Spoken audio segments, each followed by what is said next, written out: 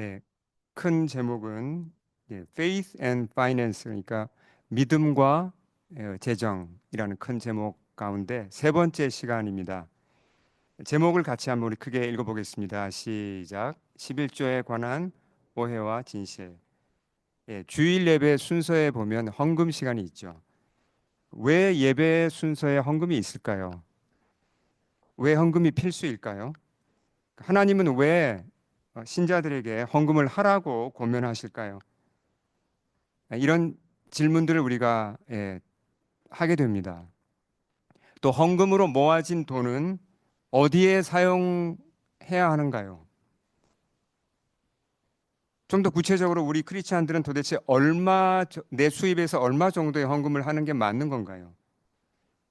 어, 그러니까 11조, 그러니까 내 수입의 10분의 1을 드리는 것이 오늘날 구약뿐만 아니라 오늘 신약 시대, 오늘 현재를 살아가고 있는 우리에게도 그대로 적용되는 율법일까요? 아닐까요? 헌금은 내 믿음 생활에서 도대체 어느 정도의 비중을 차지하는 걸까요? 예, 이런 여러 가지 질문, 헌금에 관한 여러 의문들이 있습니다. 근데 평소에 우리가 참 어떻게 보면 교회에서 오픈해서 얘기하기 좀 어려운 것도 있고 좀 물어보기가 좀 쉽지 않은 것도 있는데, 근데 성경적인 가르침을 우리가 아는 게 굉장히 중요합니다. 헌금에 대해서.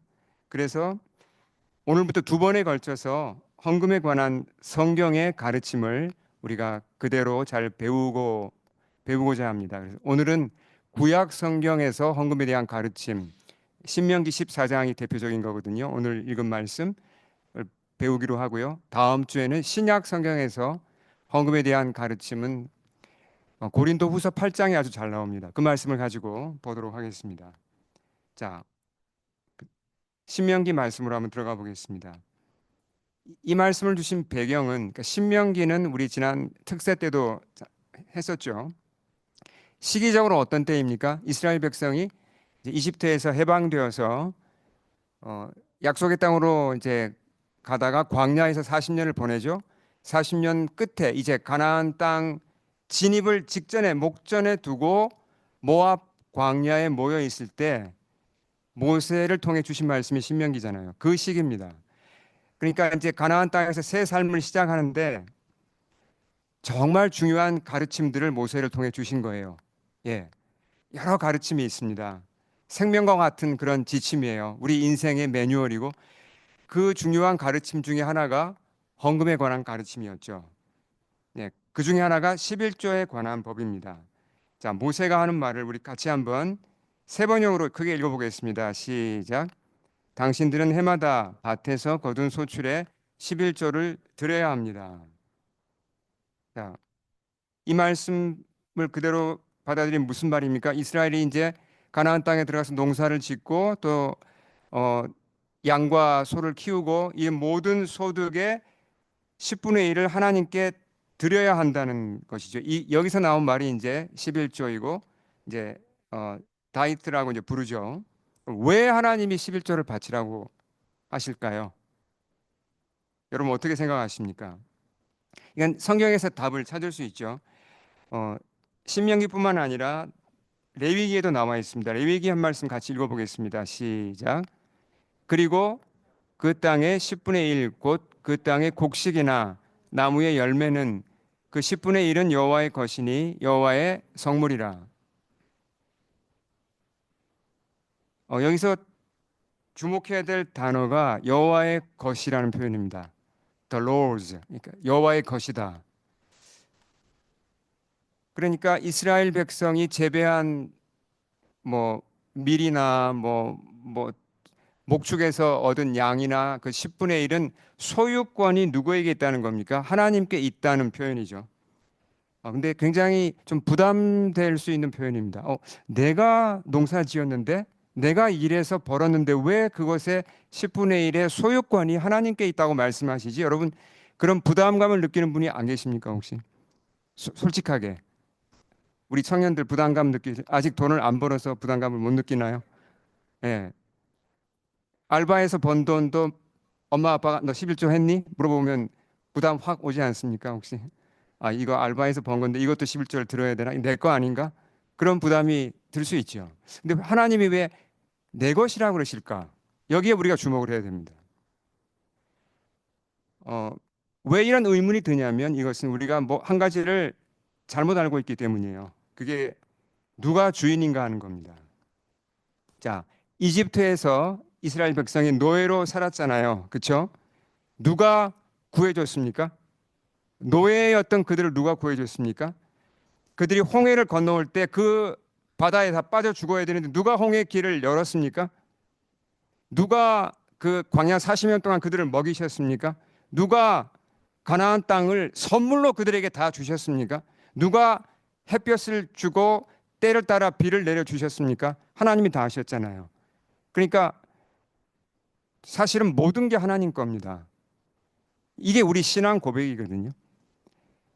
이스라엘 사람들의 생명이나 시간도 사실은 하나님이 주신 거죠. 하나님이 주신 만큼 우리가 사는 거고 하나님이 내 생명의 주인이시잖아요. 그걸 안다면 내가 비록 일해서 농사 지어서 내가 10개를 얻었다면 사실 10개 전부가 하나님 거죠. 그 중에 내가 10개 중에 하나를 하나님께 감사함으로 드리는 거죠. 그러니까 소유권을 인정한다는 겁니다. 그러니까 11조에 굉장히 중요한 정신이 뭐냐면 소유권이 하나님께 있다는 걸 내가 고백하는 거예요. 그걸 내가 리마인드 하는 겁니다. 상기한다는 거죠. 그러니까 하나님이 주인이고 나는 매니저고 청직이잖아요. 맡겨주신 거죠. 그러니까 이걸 믿느냐 믿지 않냐에 따라서 신자냐 신자가 아니냐가 갈라지는 겁니다. 여전히 난 내가 주인인 것 같은데 내 인생의 주인은 나이고 내 재물의 주인은 나인 것 같은데 내가 필요해서 좀 도네이션 하는 거야. 이런 자세라면 사실은 하나님을 나의 주로 내가 고백하는 겁니까? 그럼 아직 못하고 있는 거예요. 그렇죠? 그러니까 소유권, 내 재물의 소유권이 하나님께 있다는 걸 내가 인정하는 게 중요한데 그걸 계속 상기해야 합니다. 상기하는 그 행동 중에 중요한 게 뭐죠? 11조를 드리는 거죠. 예. 근데 11조를 드리는 장면을 보면 되게 특이한 게 있어요. 23절 우리 같이 한번 읽어보겠습니다. 시작. 내 여호와 내 하나님 여호와 앞곳 여호와께서 그의 이름을 두시려고 택하신 곳에서 내 곡식과 포도주와 기름의 11조를 먹으며 또 내 소와 양의 처음 난 것을 먹고 내 하나님 여호와 경외하기를 항상 배울 것이니라. 하나님께서 그의 이름을 두시려고 택하신 곳이라는 표현은 이제 성막이나 또는 성전을 뜻하죠. 성전 이제 아직까지 그때는 이제 예루살렘 성전이 없었지만 이제 크게 보면 이제 성전으로 모여서 이제 11조를 드리는 그런 것을 우리가 알 수 있습니다. 근데 가지고 간 11조를 먹는다 그랬습니다. 이게 무슨 얘기죠? 11조를 뭐 다 먹으란 얘기예요. 그건 다 먹을 수는 없죠. 예. 11조의 일부를 같이 먹으면서 즐거워한다는 겁니다. 하나님 앞에서. 예. 그러니까 사실은 11조가 뭔지를 알고 내가 바로 알고 하나님께 드리는 것은 이 축제이고 기쁨이란 거예요. 이게 어떤 부담이나 의무가 아니라 잘 모르기 때문에 이게 부담으로 다가온다는 거죠. 계속 하나하나씩 찾아보겠습니다. 그러면 모아진 11조 헌금은 어디에 사용했는가? 자, 먼저 민수기를 한번 보겠습니다. 18장 21절 같이 크게 읽겠습니다. 나는 레위 자손에게는 이스라엘 안에서 바치는 열의 하나 모두 그들이 받을 유산으로 준다. 이것은 그들이 회막일을 거두는 것에 대한 보수이다. 네. 레위 사람들에게 그러니까 11조의 대부분은 어디에 사용됐다고요? 레위 사람들의 생활비로 사용되었습니다. 이건 여러분 잘 아시는 거죠. 이스라엘이 가나안 땅에 정착했을 때 12지파 전부에게 땅을 분배해 주었습니까? 아니면 한 지파는 빠졌습니까? 한 지파가 빠졌죠. 그 지파가 레위 지파예요. 왜 빠졌죠? 땅이 없으면 어떻게 먹고 삽니까? 땅이 있어야 농사를 짓고 양을 키우죠. 근데 레위 지파는 땅을 안 주셨습니다. 왜요? 그러니까 일할 시간이 없기 때문이에요. 농사를 지을 시간이 없죠. 왜요? 레위 지파는 성막에서 제사 그러니까 예배를 준비하고 예배를 섬기고 그 일을 맡았고 또 성경을 가르치고, 예, 그런 성경으로 백성을 양육하는 일을 맡았기 때문에 다른 일을 할 시간이 안 됐다는 거죠. 땅을 안 두셨고 11지파가 낸 11조를 통해서 레위 지파가 생활하도록 하나님이 그런 룰을 만드신 겁니다. 그러니까 여기서 보면요. 자, 이스라엘 공동체라는 하나님의 백성이라는 것의 특징이 뭐냐면 이런 11조를 중심으로 한 공동체였다는 겁니다. 그러니까 이 가치를 아는 사람들이죠. 사실 내 수입의 10분의 1을 드린다는 게 절대로 쉬운 게 아닙니다. 이게 그렇게 쉽게 되는 게 아니에요. 근데 내 수입에 내가 열심히 일해서 번 10분의 1을 나의 공동체를 위해서 하나님께 당연히 드리지만 내 공동체를 위해 내놓는다는 걸 뭘 의미합니까? 무엇을 가장 귀하게 여긴다는 고백이죠. 예배를 가장 귀하게 여긴다는 고백이고 성경 배우고 가르치는 것을 가장 귀하게 여긴다는 고백이에요. 이게 우리 공동체의 중심이다라는 고백이죠. 그게 11조를 드리는 겁니다. 그래야 예배가 바로 돌아갈 수 있고 성경을 가르치고 배우는 게 제대로 돌아갈 수가 있다는 겁니다. 거기서 내가 빠진다는 건 뭘 의미합니까? 나는 그 공동체에 관심이 없다는 것은 예배나 성경이 내 삶의 중심이 아니라라는 그런 간접적인 고백입니다. 예. 자, 11조가 어떻게 사용됐는지 좀 더 구체적으로 보겠습니다. 한 가지 더 목적이 있어요. 자, 28, 29절. 야, 크게 한번 읽어볼까요? 시작. 매 3년 끝에 그 해 소산의 10분의 1을 다 내어 내 성읍에 저축하여 너희 중에 분깃이나 기업이 없는 레위인과 내 성중에 거류하는 객과 및 고아와 과부들이 와서 먹고 배부르게 하라. 그리하면 내 하나님 여호와께서 내 손으로 하는 범사에 내게 복을 주시리라. 자, 여기 이제 복잡한 걸 이제 간단하게 설명을 하면요. 3년마다는 좀 11조를 좀 특별한 방법으로 드렸습니다. 원래는 11조를 어디로 다 모아야 되죠? 성전이 있는 곳으로 다 모았는데요. 3년마다는 그냥 각 지방에 비축을 하라 그랬습니다. 왜요? 각 지방에도 레위인들이 있기 때문이에요. 그 사람들을 이제 돕고 그리고 또 하나 중요한 목적은 뭐죠? 각 지방에 있는 경제적으로 어려운 사람들 여기 보면 거류하는 객이라 그랬고요. 객이란 말은 떠돌이란 말입니다. 떠돌이, 집도 없이 떠도는 사람들. 그다음에 고아와 과부들. 그 당시에는 가장 경제적으로 어려운 사람들이었습니다. 이 사람들을 돕는데 11조를 쓰라는 겁니다. 제가 처음에 이 말씀을 읽었을 때 살짝 기분이 상했어요. 하나님이 레위인과 객이나 고아와 과부를 동급으로 보시네. 그러니까 하나님의 종, 말씀을 섬기고 예배를 섬기는 사람들을 왜 객과 고아와 과부들과 동급으로 놓았을까? 좀 살짝 좀 제가 좀 이해가 안 됐습니다. 그리고 그 사역자로서 이거 좀 하나님이 사역자를 이렇게 좀 뭐 무슨 얻어먹는 사람으로 보시나 뭐 이런 기분이 좀 들었거든요. 근데 그게 아니에요. 그런 뜻이 거꾸로입니다. 무슨 얘기냐면 하나님은 객과 고아와 과부들을 높여주시는 거예요. 누구처럼요? 사역자들처럼 대우하라는 얘기입니다. 레위인들처럼 중요하다는 거예요. 하나님 편에서 볼 때는 이 어려운 사람들을 구제하고 돕는 게 정말 중요하다는 걸 보여주시는 거예요. 예. 그러니까 11조라는 건 뭡니까? 11조의 중요한 쓰임새는 두 번째 중요한 쓰임새가 구제죠. 그 사회에서 그 공동체에서 어려운 사람들을 돌보는 일에 쓰는 겁니다. 그러니까 우리가 11조를 드린다는 것은 이 레위기 말씀처럼 내 이웃 사랑하기를 내 자신 같이 사랑하라는 말씀을 실천하고 순종하는 첫 걸음이 뭐예요? 11조를 드리는 겁니다. 그러니까 또 하나 우리가 기억해야 될 것은 교회가 이 정신에 맞게 11조를 사용해야 된다는 겁니다. 우리 안에서만 다 쓰면 안 돼요. 헌금이 들어온 것을.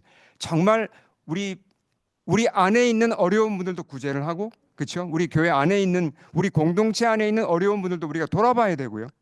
그리고 공동체 밖에 있는 뭐 홈리스나 또 여러 어려운 사람들을 대해서 우리가 심정을 가지고 진심으로 돕고자 해야 됩니다. 이게 그냥 조금 그냥 그냥 양심의 가책에 가책이 안 될 정도로 도네이션 조금 하고 많은 정도가 아니라 구제에 진심을 들여야 한다는 거예요.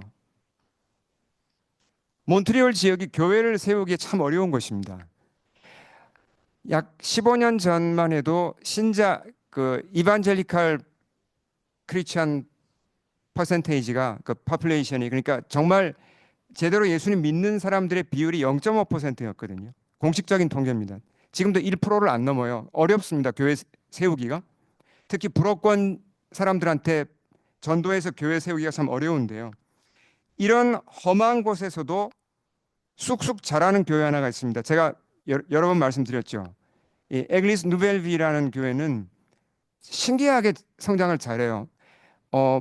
말씀이 아주 충만하고 성령으로 아주 뜨거운 교회입니다. 예배가 정말 살아있는 교회예요. 근데 이 교회가 믿지 않는 자들에게도 굉장히 호감을 받고 많은 사람들이 이 교회를 칭찬합니다. 넌 크리스찬들이요.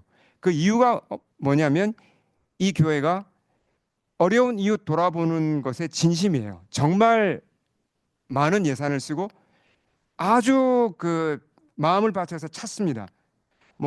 이민 와서 적응 못하는 사람, 난민들부터 시작해서 케벡 사람 중에서도 이렇게 이제 부모가 한 사람인데 수입이 적은 사람 이런 사람들을 잘 찾아서 그것도 도울 때도 자존심 안 상하게 잘 도와줘요. 이걸 알기 때문에 많은 케벡 사람들이 에글리스 누벨비에 그러면은 와 거기 좋은 교회야, 좋은 사람들 많은 곳이야라고 마음이 열리는 거예요.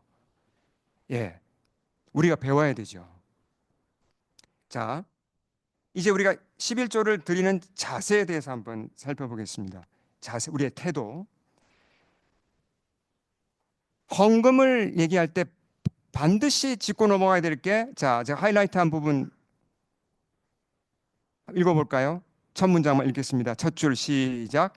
내 하나님 여호와 앞, 곧 여호와께서 그의 이름을 두시려고 택하신 곳에서, 이렇게 나오죠. 헌금을 어디서 드리고 어디서 이 예배를 드려야 된다고요? 이게 히브리어에 보면 하나님의 얼굴 앞이라는 표현을 썼습니다. 하나님의 얼굴 앞. 그러니까 하나님 앞에서 헌금을 드린다는 것, 이게 중요합니다. 근데 잘못하면 헌금을 사람 앞에서 드리게 됩니다. 그러니까 사람 눈치가 보이니까 내 체면 때문에 어느 정도 하게 되고요. 아니면 사람들한테 내가 칭찬을 받기 위해서 헌금을 많이 하게 됩니다. 그건 잘못된 태도죠. 그건 진정한 하나님이 기뻐하시는 헌금이 아닙니다. 그러니까 하나님 앞에서 드려야 된다는 거니까 헌금은 하나님과 나 사이의 관계 속에서 드리는 겁니다. 신뢰의 관계, 사랑의 관계 속에서 드려야 된다는 거예요. 만약 이 관계가 잘 안 맺혔으면 기다려도 괜찮습니다. 억지로 할 필요가 없어요. 그래서 이제 우리가 제가 반복해서 말씀드리지만 우리 교회 제자교회는 처음에 시작할 때부터 헌금을 무기명으로 합니다. 그러니까 주보에 이름이 나오지 않고 재정팀장만 누가 얼마 했는지를 압니다. 그렇게 하는 목적이 우리가 하나님 앞에 하는 연습을 하는 거예요. 사람들이 몰라줄지라도 내가 하나님 앞에서 헌금을 드리는 거고, 은밀한 중에 보시는 하나님이 내게 응답하실 거라는 걸 내가 믿으면서 하는 겁니다. 그래서 특히 이제 목회자가 성도님들이 얼마 헌금했는지를 모르도록 처음부터 그렇게 약속을 했어요. 저는 아무것도 모릅니다. 예. 다만 이제 총액만 알 뿐이죠. 그렇게 함으로써 우리가 하나님 앞에, 은밀한 중에 보시는 그분 앞에 헌금을 드리는 연습을 하고 훈련을 해야 한다는 것입니다. 근데 헌금에 대해서 얘기할 때 이 미신적인 태도가 이게 문제가 돼요. 헌금에 이게 사실은 이제 제가 목회자로서 목회자들의 책임도 큽니다. 좀 잘못 가르친 게 있기 때문에. 그리고 한국 문화의 어떤 그런 이제 셔머니즘의 영향도 크고요. 헌금에 대한 미신적인 태도를 가진 분들이 의외로 많습니다. 자, 제가 책 하나를 소개해 드리겠습니다. 관심 있는 분은 이게 이북으로도 있으니까 사서 꼭 읽어보시면 좋습니다. 그러니까 크리스찬으로서 어떻게 재정 관리를 하고 어떻게 이제 크리스찬답게 재테크를 하고 이런 것도 나와 있고 어떤 돈을 크리스찬이 이제 돈과의 문제를 참 잘 다룬 책입니다. 빼어난 책인데요. 이 책에 나오는 실화 하나를 제가 소개하겠습니다. 제가 요약을 해서 말씀드리겠습니다. K 권사님이라는 가명으로 제가 말씀드리겠는데 이 권사님의 남편이 조기 퇴직을 했어요. 그러니까 조기 퇴직을 하면 리타이어 했으니까 경제적으로 어려울 거 아니에요. 직장인이 없어졌으니까. 이제 남편 되시는 분은 사업을 해보려고 준비를 하고 있어요. 근데 이 권사님이 교회에서 건축원금을 이제 한단 말이에요. 근데 거액을 남편의 퇴직금에서 말도 안 하고 남편하고 의논도 없이 가져다가 교회에 헌금을 했어요. 둘이 싸웠죠. 왜 나 허락도 없이 그렇게 많은 액수를 헌금을 하냐? 남편이 얘기하니까 이 권사님이 아니 당신 믿음도 없냐고. 하나님이 우리가 낸 헌금의 30배, 60배, 100배를 반드시 갚아주시는 거 너 당신 볼 거라고. 이렇게 이제 서로 이제 싸우면서 옥신각신했죠. 근데 이게 뭐가 잘못된 겁니까? 헌금을 많이 하는 자체가 잘못된 게 아니라 뭐가 잘못된 거죠? 정말 하나님이 내가 헌금을 하면 30배, 60배, 100배 재정적으로 갚아주시나요? 그건 미신입니다. 미신이에요. 예. 실제로 이 권사님 가정은 나중에 빚을 지고 파산했어요. 예. 이혼 위기까지 갔다고 합니다. 왜 사람들이 이런 미신에 빠지는가? 대표적인 잘못 알고 있는 말씀이 말라기 3장 10절이에요. 우리 같이 한번 읽어보겠습니다. 시작. 만군의 여호와가 이르노라. 너희의 온전한 11조를 창고에 들여 나의 집에 양식이 있게 하고 그것으로 나를 시험하여 내가 하늘 문을 열고 너희에게 복을 쌓을 곳이 없도록 붙지 아니하나 보라. 자, 여러분 이 말씀 어떻게 이해하고 계십니까? 이게 무슨 뜻이죠?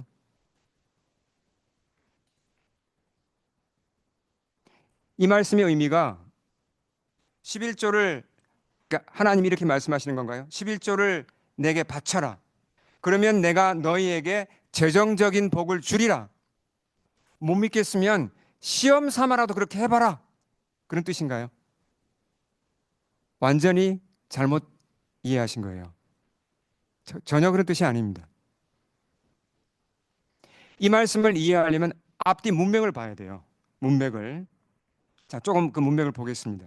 당시 이스라엘 백성이 제사장부터 이제 그러니까 꼭대기부터 아래까지 제사장부터 어린 뭐 이 밑에 백성까지 다 타락해 있었어요. 우상 숭배에 빠지고 하나님께로부터 마음이 다 떠났습니다. 근데 문제는 뭐냐면 이 사람들은 자기들은 믿음이 괜찮대요. 나 하나님 믿어. 하나님 믿어. 근데 알고 보면 하나님도 믿고 바알도 믿는 거예요. 그 타락한 시대에 하나님이 말라기 선지자를 보내서 그들을 책망하시고 회개하라고 지금 하시는 말씀 중에 이 지금 11조 얘기가 나온 겁니다. 자, 이게 10절이잖아요. 그 바로 앞에 있는 7절을 좀 보겠습니다. 같이 읽어볼까요? 시작. 만군의 여호와가 이르노라. 너희 조상들의 날로부터 너희가 나의 규례를 떠나 지키지 아니하였도다. 그런즉 내게로 돌아오라. 그리하면 나도 너희에게로 돌아가리라. 자, 이 말씀은 뜻이 분명하죠. 하나님이 원하시는 게 뭐예요? 너희가 회개하고 내게 돌아오라. 지금은 떠나 있잖아요. 잘못되어 있죠. 그러니까 돌아오라고 지금 말씀했는데, 자, 이 사람들의 답이 뭔지를 보겠습니다. 이어지는 답이 시작. 너희가 이르기를 우리가 어떻게 하여야 돌아가리까. 자, 이건 영어 성경을 봐야 뜻이 명확합니다. 우리 표현하는 제자들이 New Living Translation을 한번 읽어보겠습니다. 시작.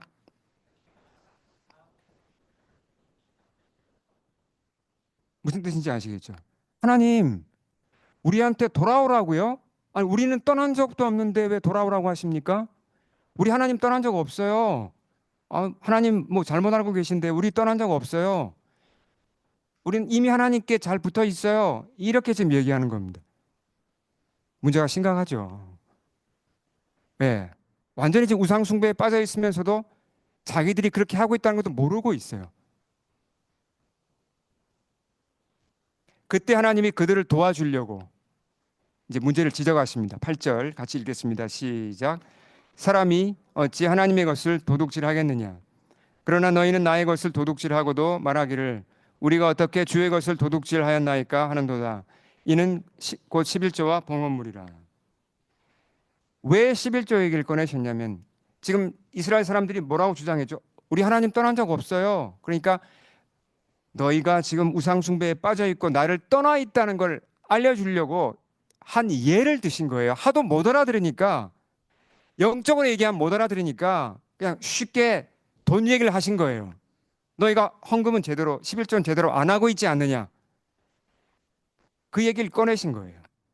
그들이 타락했다는 하나의 예를 든 겁니다. 그러니까 이 말씀을 잘못 이해하면 어떻게 우리가 오해할 수 있냐면 이스라엘 사람들이 신앙생활을 그런대로 괜찮게 했는데 헌금만은 좀 아직 좀 부족했다. 그래서 하나님이 헌금을 바로 가르치시려고 이 말씀을 했다. 이건 아니죠. 그게 아닙니다. 전체적으로 다 타락해 있었다는 거예요. 자, 이런 상황에서 10절을 다시 보면 이제 이해가 됩니다. 같이 다시 읽겠습니다. 시작. 만군의 여호와가 이르노라. 너희 온전한 11조를 창고에 들여 나의 집에 양식이 있게 하고 그것으로 나를 시험하여 내가 하늘 문을 열고 너에게 복을 쌓을 곳이 없도록 붙지 아니하나 보라. 자, 온전한 11조. The full tithe란 말이 무슨 말일까요? 온전한 11조. 이것도 잘못 많이 해석합니다. 내 수입에서 10%를 정확하게 계산해서 바치라는 얘기인가요?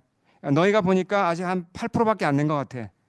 2% 내가 다시 영수증 발행해서 받을 거야. 이런 뉘앙스가 아니란 얘기죠.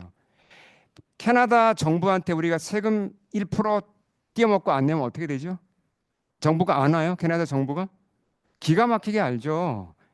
0.5%만 안 내도 압니다. 그리고 독촉장 날아옵니다. 그렇죠? 하나님이 만약에 하나님 앞에서 우리가 11조를 안 드리고 좀 덜 낸 게 있다. 하나님이 그걸 독촉하실까요? 하나님 그런 분이 아닙니다. 그런 숫자를 가지고 지금 말씀하시는 게 아니에요. 온전한 11조라는 것이. 온전한 11조라는 것은 하나님께 대한 감사가 담겨 있고 경배가 담겨 있는 헌금이 온전한 11조예요. 숫자는 그 다음입니다. 물론 10%를 드리는 게 마땅하죠. 근데 형편이 어려워서 내가 한 2%, 3%밖에 못 드리고 5%밖에 못 드렸다. 하나님이 그럼 우리를 혼내실까요? 하나님 그런 분이 아닙니다. 내가 형편이 안 돼서 그렇게 적게 드렸다고 하나님은 기쁘게 받으시고 나를 이해하시는 분이세요. 믿으십니까, 여러분? 아멘. 특히 신앙생활을 막 시작하신 분들, 교회 이제 다니기 시작했는데 뭐 11조 얘기 나오고 막 해야 되는 분위기고 그러면 스트레스 팍 받죠. 안 하셔도 괜찮습니다. 뭐부터 해야 되죠? 예수님이 누군가부터 배우시면 됩니다. 하나님이 어떤 분이신지 그걸 배우는 게 중요한 겁니다. 하나님을 알아가면 알아갈수록 어떻게 되죠? 헌금이 하고 싶어질까요? 하고 싶어져요. 저절로. 마치 내가 사랑하는 연인을 만나서 그 사람을 사랑하게 되면 선물을 주고 싶고 잘해주고 싶고 그렇지 않아요. 똑같은 겁니다. 하나님을 아는 게 먼저지 사귀는 게 먼저지 무슨 종교 행사처럼 예배 왔으니까 헌금해야 되고 교회 다니니까 11조 안 하면 이거 눈치 보이고 이거는 잘못된 거예요. 여러분이 만약에 내가 아직 초신자인 것 같고 아직 하나님께 대한 인격적 신앙이 내가 아직은 부족한 것 같다. 그러면 11조를 억지로 하실 필요가 없습니다. 그냥 마음에 소원이 드는 만큼 기쁨으로 할 수 있는 만큼 하셔도 전혀 문제가 없어요. 혹시 안 하고 그냥 나중으로 미루셔도 괜찮아요. 뭐부터 하셔야 된다고요? 주님과의 관계를 먼저 거기에 집중하셔야 돼요. 예수님이 누구신가? 왜 죽으셨나? 정말 부활이 사실인가? 이 주님을 아는 데 집중을 하시는 게 중요한 겁니다. 헌금은 그 다음에 자연스럽게 내가 성장하면서 따라오는 거예요. 내 마음에서 그런 소원이 일어나고 그렇게 주님이 나를 인도해 주세요. 예. 좀 더 구체적인 제가 예를 하나 들겠습니다. 사람이 살다 보면 재정적으로 어려움이 올 때가 있어요. 그렇잖아요. 직장이 없어질 수도 있고 갑자기 그렇죠? 또 뭐 사업하다가 큰 어려움을 당할 수도 있고 정말 아파트 렌트를 내기도 어려울 만큼 그런 어려운 이제 상황에 처할 때도 있습니다. 자, 그럴 때 그러면 제가 질문을 드릴게요. 11조를 어떻게 해야 되죠? 그런 어려운 상황에 빠졌다. 자, 옵션 1.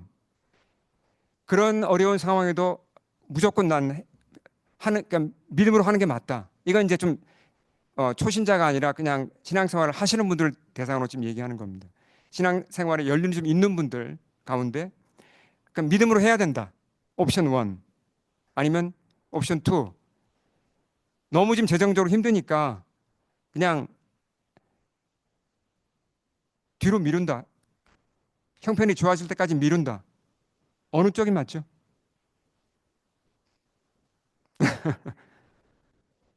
둘 다 맞습니다. 무슨 얘기냐면 첫째 옵션이 뭐였죠? 어려워도 믿음으로 헌금을 드린다. 그렇게 하신 분들 계실 겁니다. 그렇게 했을 때 하나님이 하나님의 능력으로 채워주신 것을 경험한 분 계실 겁니다. 계시죠, 여러분? 그렇게 해서 믿음이 잘합니다. 잘하신 거예요. 잘하신 거예요. 근데 옵션 2를 선택한 것도 괜찮습니다. 내가 아직 연약해서 재정적으로 어려워서 하나님 지금은 좀 너무 힘듭니다. 제가 좀 이 위기가 지나가면 그때는 좀 제대로 헌금하겠습니다. 라고 그렇게 주님 앞에 내가 고백하고 헌금을 미루었다면 하나님이 나의 약함을 이해하실까요? 100% 이해하십니다. 100%. 예, 전혀 문제가 없습니다. 중요한 것은 하나님께 대한 나의 신뢰가 중요한 거예요. 신뢰. 하나님을 경험하고 배우고 관계가 중요한 거지. 하나님이 무슨 빚 독촉하는 분도 아니고 무슨 캐나다 정부에서 세금 거두어가는 것도 아니고 우리한테 그런 식으로 대우하지 않으십니다. 우리 하나님 그런 분 아니에요. 예. 그래서 다시 한번 강조드립니다. 헌금이란 건 내가 하나님께 대한 신뢰가 쌓이면요. 그분을 내가 더 믿게 되고 알게 되면 하지 마라 그래도 하게 돼 있어요. 기쁨으로 하게 됩니다. 맞습니까, 여러분? 자, 정리를 해보겠습니다. 이 말라기 말씀에 나와 있는 이 주님의 메시지는 보세요. 11조를 떼어먹지 말고 10% 선을 엄격하게 지켜라. 최소한 그만큼은 드려라. 그러면 하나님께로부터 재정적인 복이 넘치게 올 것이다. 이건 완전히 틀린 해석입니다. 꼭 기억하시기 바랍니다. 그 얘기를 하는 게 아닙니다. 물론 하나님이 우리 재정을 책임지시죠. 하나님이 우리 재정을 책임지신다는 건 어떤 말씀으로 여러분 기억해야 됩니까? 빌립보서 4장 19절로 기억하셔야 돼요. 지난주 말씀 기억나시죠? 우리 하나님께서 그리스도 예수 안에서 그 풍성한 대로 풍성함을 가지고 우리의 쓸 것을 채우신다는 믿음을 가지고 나가는 게 중요한 거죠. 우리의 쓸 것은 책임지세요. 그걸 믿어야죠. 내가 11조를 잘하는 것이 무슨 재테크 한다고 생각하면 완전히 이건 잘못 짚은 거죠. 어떤 분들 이건 미신이죠. 하나님께 마치 무슨 재정적으로 베팅하는 것처럼 돼버리는 겁니다. 그건 어떻게 보면 하나님을 모독하는 거예요. 그렇지 않아요. 그래서 다시 말씀을 보십시오. 복을 쌓을 곳이 없도록 붙지 아니하나 보라. 이 말씀을 딱 봤을 때 뭐부터 떠오르십니까? 복을 쌓을 곳이 없도록 붙지 아니하나 보라. 이게 재정적인 복부터 떠오른다면 내가 좀 병든 겁니다, 사실. 내 마음에 좀 문제가 있는 거예요. 너무 우리가 이 세상에 이 물질주의 세상에 우리가 이 좀 바이어스 그러니까 세뇌된 거예요. 주님이 말씀하시는 복은 신령한 복이 먼저죠. 맞습니까, 여러분? 신령한 복이 먼저이고 그분을 아는 복이 먼저이고 그분과의 관계의 복이 먼저이고 그렇죠. 그리고 우리 재정적인 것도 책임지신다는 겁니다. 여러 풍성한 복을 준비해 놓고 주님이 우리에게 원하시는 게 뭐죠? 신뢰하라는 겁니다. 나를 신뢰하라. 그것이 헌금의 핵심입니다. 우리 함께 기도하시겠습니다.